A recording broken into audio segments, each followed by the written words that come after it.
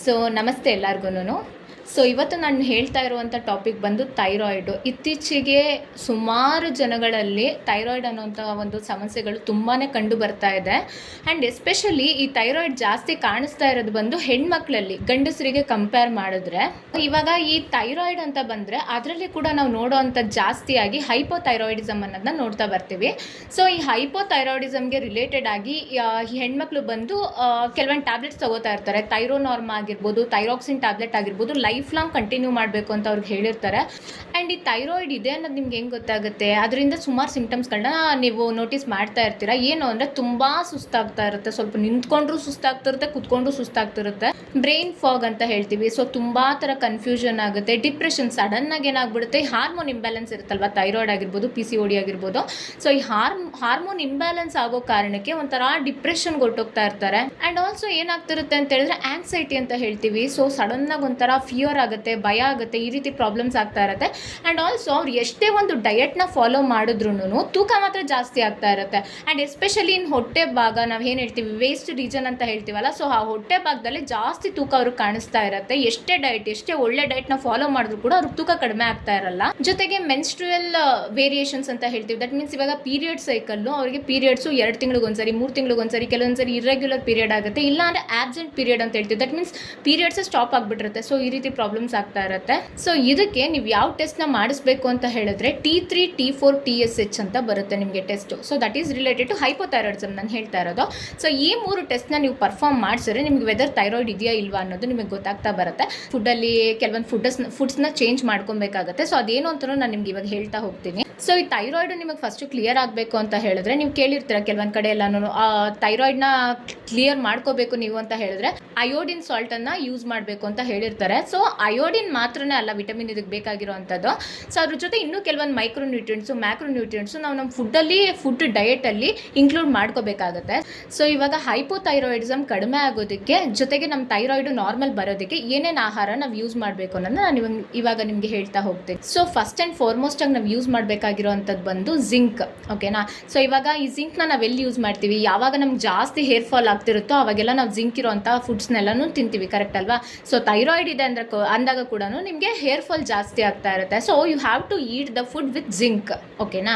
So ನಿಮಗೆ zinc ಹೆಚ್ಚಾಗಿ ಇರುವಂಥ ಫುಡ್ಸ್ ಅಂತ ಹೇಳಿದ್ರೆ ಎಗ್ ಮೊದಲನೇದು ಬಂದು. ಎಗ್ಗಲ್ಲಿ ನಿಮಗೆ ಜಾಸ್ತಿ ಜಿಂಕ್ ಅನ್ನೋವಂಥ ಒಂದು ಅಂಶ ಇರುತ್ತೆ. ಅದ್ರ ಜೊತೆಗೆ ನಾನ್ ವೆಜಿಟೇರಿಯನ್ ಫುಡ್ಸ್ ಅಂತ ಹೇಳ್ತೀವಿ. ಮೀಟ್ ಆಗಿರ್ಬೋದು, that might be a chicken meat ಆಗಿರ್ಬೋದು, ಇಲ್ಲಾಂದರೆ ಮಟನ್ ಮೀಟ್ ಆಗಿರ್ಬೋದು, ಅದರಲ್ಲೆಲ್ಲ ಜಿಂಕ್ ಜಾಸ್ತಿ ಇರುತ್ತೆ. So you have to eat that.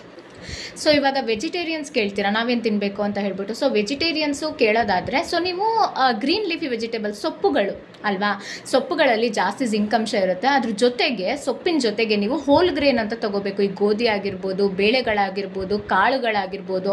So ಅದರಲ್ಲೆಲ್ಲ ನಿಮಗೆ ಪ್ರೋಟೀನ್ ಯಾವುದ್ರಲ್ಲಿರುತ್ತೋ ಜಿಂಕ್ ಅದರಲ್ಲಿರುತ್ತೆ, ಸರಿನಾ? ಸೊ ಅದನ್ನೆಲ್ಲ ಯೂಸ್ ಮಾಡ್ಬೋದು ನೀವು. ಸೊ ಸೆಕೆಂಡ್ ಮೋಸ್ಟ್ ಇಂಪಾರ್ಟೆಂಟ್ ಆಗಿರುವಂಥ ಒಂದು ಪೌಷ್ಟಿಕಾಂಶ ಏನು ಅಂತ ನೀವು ಕೇಳಿದ್ರೆ ಸೆಲೆನಿಯಮ್. ನಮ್ಮ ಬಾಡಿಯಲ್ಲಿ ನಮಗೆ T3 ಮತ್ತು T4 ಅಂತ ಹೇಳ್ಬಿಟ್ಟು ಒಂದು ಥೈರಾಯ್ಡು ಫಂಕ್ಷನಿಂಗ್ ಆಗ್ತಾ ಇರುತ್ತೆ. ಸೊ ನಮ್ಮ ಬಾಡಿಯಲ್ಲಿ ಇರುವಂಥ ಅಯೋಡಿನ್ನ ಅಯೋಡಿನೈಸ್ಡ್ ಮಾಡ್ಕೊಳ್ಳುತ್ತೆ. ಈ T3 ಮತ್ತು T4 ಅಯೋಡಿನೈಸ್ ಮಾಡಿಕೊಂಡು ನಮ್ಗೇನು ಮಾಡುತ್ತೆ, ಒಂದು ಥೈರಾಯ್ಡ್ ಫಂಕ್ಷನ್ಗೆ ಏನು ಬೇಕೋ ಅದನ್ನೆಲ್ಲ ನಾವು ನಮ್ಮ ಬಾಡಿಗೆ ಸಪ್ಲೈ ಮಾಡ್ತಾ ಇರುತ್ತೆ. ಸೊ ಈ ಒಂದು ನಮ್ಮ ಬಾಡಿಯಲ್ಲಿರುವಂಥ ಥೈರಾಯ್ಡಿಗೆ ಒಂದು ಎನ್ಸೈಮು ಕರೆಕ್ಟಾಗಿ ಸೆಕ್ರೇಷನ್ ಆಗಬೇಕು. ಅದನ್ನು ನಾವೇನಂತ ಕರಿತೀವಿ? TPO ಅಂತ ಕರಿತೀವಿ. ಸೊ ಈ TPO ಇಲ್ಲ ಅಂತ ಹೇಳಿದ್ರೆ ನಮ್ಮ ಬಾಡಿಯಲ್ಲಿ ಮೆಟಬಾಲಿಕ್ ಆ್ಯಕ್ಟಿವಿಟೀಸು ಯಾವುದು ಕರೆಕ್ಟಾಗಿ ಆಗಲ್ಲ. ದಟ್ ಮೀನ್ಸ್ ನೀಟಾಗಿ ಡೈಜೆಷನ್ ಆಗಲ್ಲ. ಆ್ಯಂಡ್ ಆಲ್ಸೋ ನಾವು ಇವಾಗ ವಾಕಿಂಗ್ ಹೋದರೆ ನಮಗೆ ಚೆನ್ನಾಗಿ ಬೆವರು ಬರಲ್ಲ. ಸೊ ಇದೆಲ್ಲ ಏನು ಅಂತ ಹೇಳಿದ್ರೆ metabolic rate, body metabolic rate ಕಡಿಮೆ ಆಗ್ತಾ ಹೋಗುತ್ತೆ TPO ಇಲ್ಲ ಅಂತ ಹೇಳಿದ್ರೆ.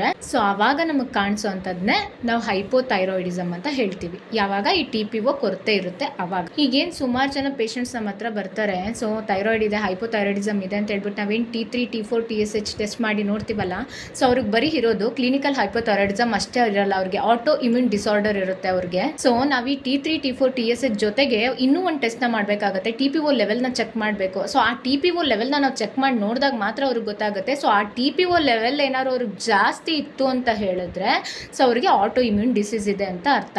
ಓಕೆ, ದಟ್ ಸೇಸ್ ನಮ್ಮ ದೇಹದಲ್ಲಿರುವಂತಹ ಒಂದು ಆಟೋ ಇಮ್ಯೂನ್ ಸಿಸ್ಟಮ್ ಏನೇ ಈ ಥೈರಾಯ್ಡ್ ವಿರುದ್ಧ ಒಂದು ಹೋರಾಟ ಮಾಡ್ತಾ ಇದೆ. ಸೊ ಅದ್ರ ವಿರುದ್ಧನೇ ಸೆಲ್ಸ್ನೆಲ್ಲ ಡ್ಯಾಮೇಜ್ ಮಾಡ್ತಾ ಇದೆ ಅಂತ. ಇದಕ್ಕೆ ನಾವೇನಂತ ಹೇಳ್ತೀವಿ? ಆಶ್ಮೋಟೋ ಥೈರಾಯ್ಡಿಟಿಸ್ ಅಂತ ಹೇಳ್ತೀವಿ. ಸೊ ಇದಕ್ಕೇನು ಹೆದರ್ಕೊಳ್ಳೋ ಅವಶ್ಯಕತೆ ಇಲ್ಲ. ಸೊ ಇದಕ್ಕೇನು ಮಾಡಬೇಕು ಅಂತ ನಾನು ನಿಮ್ಗೆ ಹೇಳ್ತಾ ಹೋಗ್ತೀನಿ. ಅದಕ್ಕೋಸ್ಕರ ನೀವೇನು ಮಾಡಬೇಕು ಅಂದರೆ ಸೆಲೆನಿಯಮ್ ರಿಚ್ ಇರುವಂಥ ಫುಡ್ಸ್ನ ತೊಗೊಂಡ್ಬಿಟ್ರೆ ಆಟೋಮೆಟಿಕ್ ನಿಮ್ಗೆ ಅದು ಕೂಡ ಕ್ಯೂರ್ ಆಗ್ತಾ ಬಂದುಬಿಡುತ್ತೆ. ಈಗೇನು ಆಶ್ಮೋಟು ಥೈರಾಯ್ಡ್ ಡಿಸೀಸ್ ಅಂತ ಹೇಳಿದ್ನಲ್ಲ. ಸೊ ಈಗ ಸೆಲೆನಿಯಮ್ ರಿಚ್ ಇರುವಂಥ ಒಂದು ಫುಡ್ಸ್ ಯಾವ್ದ್ಯಾವುದು ಅಂತ ಹೇಳ್ತೀನಿ ನೋಡಿ. ಈರುಳ್ಳಿ ಆಗಿರ್ಬೋದು, ಬೆಳ್ಳುಳ್ಳಿ ಆಗಿರ್ಬೋದು, ಅದ್ರ ಜೊತೆಗೆ ನಟ್ಸ್ ಅಂತ ಹೇಳ್ತೀವಿ ನೋಡಿ, ಬಾದಾಮಿ ಆಗಿರ್ಬೋದು, ಆಪ್ರಿಕಾಟು, ಕ್ಯಾಶ್ಯೂ ನಟ್ಸು, ಪಿಸ್ತಾ, ಇನ್ನು ಸುಮಾರು ನಟ್ಸ್ಗಳೇನು ಬರ್ತವೆ ಅದರಲ್ಲೆಲ್ಲ ನಿಮಗೆ ಸೆಲೆನಿಯಮು ಜಾಸ್ತಿ ಇರುತ್ತೆ. ಸೊ ಮೀಟಲ್ಲಿ ಚೆನ್ನಾಗಿ ಸಿಗುತ್ತೆ, ಫಿಶಲ್ಲಿ ಚೆನ್ನಾಗಿ ಸಿಗುತ್ತೆ. ಸೊ ಇದೆಲ್ಲ ನಿಮಗೆ ಒಂದು ಸೆಲೆನಿಯಮ್ ರಿಚ್ ಇರುವಂಥ ಫುಡ್ಸು. ಸೊ ಈ ಕ್ಯಾಬೇಜ್ ಏನು ಬರುತ್ತೆ, ಸೊ ಕ್ಯಾಬೇಜ್ನ ಕಂಪ್ಲೀಟಾಗಿ ಅವಾಯ್ಡ್ ಮಾಡಿ. ಕ್ಯಾಬೇಜ್ ಆಗಿರ್ಬೋದು, ಕಾಲಿಫ್ಲವರ್ ಆಗಿರ್ಬೋದು, ಮತ್ತು ಇದು ಪಾಲಕ್ ಸೊಪ್ಪು ಅಂತ ಹೇಳ್ತೀವಲ್ಲ, ಈ ಪಾಲಕ್ ಸೊಪ್ಪನ್ನ ಇವೆಲ್ಲ ಅವಾಯ್ಡ್ ಮಾಡಿ. ಇದರಲ್ಲೆಲ್ಲ ಸೆಲೆನಿಯಮ್ ಎಲ್ಲ ಒಂದು ಸ್ವಲ್ಪ ಕೊರತೆ ಕಾಣಿಸುವಂಥ ಒಂದು ಅಂಶಗಳು ಜಾಸ್ತಿ ಇರುತ್ತೆ. ಸೊ ಅದಕ್ಕೋಸ್ಕರ ನೆಕ್ಸ್ಟ್ ಬಂದು ಒಮೆಗಾ 3 ಫ್ಯಾಟಿ ಆಸಿಡ್ಸು. ಸೊ ನಿಮ್ಗೆಲ್ಲರಿಗೂ ಗೊತ್ತಿರುತ್ತೆ, ಬಾಡಿಯಲ್ಲಿ ಆಗುವಂಥ ಒಂದು ಇನ್ಫ್ಲಮೇಷನ್ ಕಡಿಮೆ ಆಗಬೇಕು ಅಂತ ಹೇಳಿದ್ರೆ ಒಮೆಗಾ 3 ಫ್ಯಾಟಿ ಆಸಿಡ್ಸು ತುಂಬ ಅಗತ್ಯ ಇರುತ್ತೆ. ಸೊ ನೀವೇನು ಮಾಡ್ಬಿಡ್ತೀರಾ ಅಂತ ಹೇಳಿದ್ರೆ, ಒಮೆಗಾ ಅಂತ ನೀವೆಲ್ಲೇ ನೋಡಿದ್ರು ಅದನ್ನ ಬೈ ಮಾಡೋಕ್ಕೆ ನೋಡ್ತೀರಾ, ಬಟ್ ಆ ಥರ ಅಲ್ಲ ಅದು. ಒಮೆಗಾ ಅಲ್ಲಿ ಒಮೆಗಾ 3 ಫ್ಯಾಟಿ ಆಸಿಡ್ಸೇ ಬೇರೆ ಇರುತ್ತೆ, ಒಮೆಗಾ 6 ಫ್ಯಾಟಿ ಆಸಿಡ್ಸೇ ಬೇರೆ ಇರುತ್ತೆ. ಸೊ ಅದೆರಡು ಬ್ಯಾಲೆನ್ಸ್ ಆಗಿ ನಮ್ಮ ಬಾಡಿಯಲ್ಲಿ ಇದ್ದರೆ ಮಾತ್ರನೇ ಥೈರಾಯ್ಡ್ ಫಂಕ್ಷನಿಂಗು ಕರೆಕ್ಟಾಗಿರುತ್ತೆ. ಓಕೆನಾ. ಈಗ ನಾವು ತಗೊಳ್ಳೋಂಥ ಎಷ್ಟೋ ಒಂದು ಪ್ರಾಸೆಸ್ಡ್ ಫುಡ್ ಆಗಿರ್ಬೋದು, ಈ ಪಿಜ್ಜಾ ಆಗಿರ್ಬೋದು, ಬರ್ಗರ್ ಆಗಿರ್ಬೋದು, ಆ್ಯಂಡ್ ಇನ್ನೂ ಕೆಲವೊಂದು ನಾವೇನು ಡೀಪ್ ಫ್ರೈ ಮಾಡಿರೋ ಅಂಥ ಐಟಮ್ಸ್ ಇರ್ತವೆ. ಸೊ ಅದರಲ್ಲೆಲ್ಲ ಒಮೆಗಾ 6 ಫ್ಯಾಟಿ ಆಸಿಡ್ಸು ಕಂಡು ಬರುತ್ತೆ. ಸೊ ಅದು ಜಾಸ್ತಿ ಆದಾಗ ಏನಾಗುತ್ತೆ, ನಮ್ಮ ಬಾಡಿಯಲ್ಲಿ ಇನ್ಫ್ಲಮೇಷನ್ ಜಾಸ್ತಿ ಆಗುತ್ತೆ, ಅದ್ರ ಜೊತೆಗೆ ಥೈರಾಯ್ಡ್ ಕೂಡ ಜಾಸ್ತಿ ಆಗ್ತಾ ಇರುತ್ತೆ. ಸೊ ಈ ಒಮೆಗಾ 3 ಫ್ಯಾಟಿ ಆಸಿಡ್ಸ್ ಬಂದು ಮೆಜಾರಿಟಿ ನಿಮಗೆ ಮೀನಲ್ಲಿರುತ್ತೆ, ಫಿಶಲ್ಲಿರುತ್ತೆ. ಸೊ ಯಾರಿಗೆಲ್ಲ ಈ ಒಂದು ಪ್ರಾಬ್ಲಮ್ ಇರುತ್ತೆ, thyroid problem, you have to eat fish. ಅವಾಗ ಏನಾಗುತ್ತೆ, ಸೊ ನಿಮಗೆ ಕಂಪ್ಲೀಟ್ ಒಂದು ಥೈರಾಯ್ಡ್ ಕೂಡ ನಾರ್ಮಲಿಗೆ ಬರ್ತಾ ಹೋಗುತ್ತೆ. ಅದ್ರ ಜೊತೆಗೆ ವೈಟಮಿನ್ B6 ಇರುವಂಥ ಒಂದು ಕೆಲವೊಂದು ಆಹಾರಗಳನ್ನ ನೀವು ಇನ್ಕ್ಲೂಡ್ ಮಾಡ್ಕೋಬೇಕಾಗಿರುತ್ತೆ. ಸೊ ವೈಟಮಿನ್ B6 ಇರುವಂಥ ಒಂದು ಆಹಾರಗಳು ಯಾವ್ದ್ಯಾವುದು ಅಂತ ಹೇಳಿದ್ರೆ, ಸ್ವೀಟ್ ಪೊಟ್ಯಾಟೊ, ಗೆಣಸು, ಮತ್ತು ಬನಾನಾ ಆಗಿರ್ಬೋದು, ಮತ್ತು ಪಪಾಯ ಆಗಿರ್ಬೋದು, ಸೊಪ್ಪಿನ ಪಲ್ಯಗಳಾಗಿರ್ಬೋದು, ಮತ್ತು ಮೀಟ್ ಇರ್ಬೋದು, ಫಿಶ್ ಇರ್ಬೋದು, ಇದರಲ್ಲೆಲ್ಲ ವೈಟಮಿನ್ B6 ತುಂಬ ಇರುತ್ತೆ ನಿಮಗೆ. So you can include these all foods in your diet. ಓಕೆನಾ. ಸೊ ಯಾರಿಗೆಲ್ಲ ಥೈರಾಯ್ಡ್ ಇರುತ್ತೆ, ಸೊ ನಿಮಗೆ ಹಿಮೋಗ್ಲೋಬಿನ್ ಕೊರತೆ ಕೂಡ ಇರುತ್ತೆ. ದಟ್ ಮೀನ್ಸ್ ಬ್ಲಡ್ ಇನ್ಸಫಿಷಿಯೆಂಟ್ ಆಗಿರುತ್ತೆ ನಿಮ್ಮ ಬಾಡಿಯಲ್ಲಿ.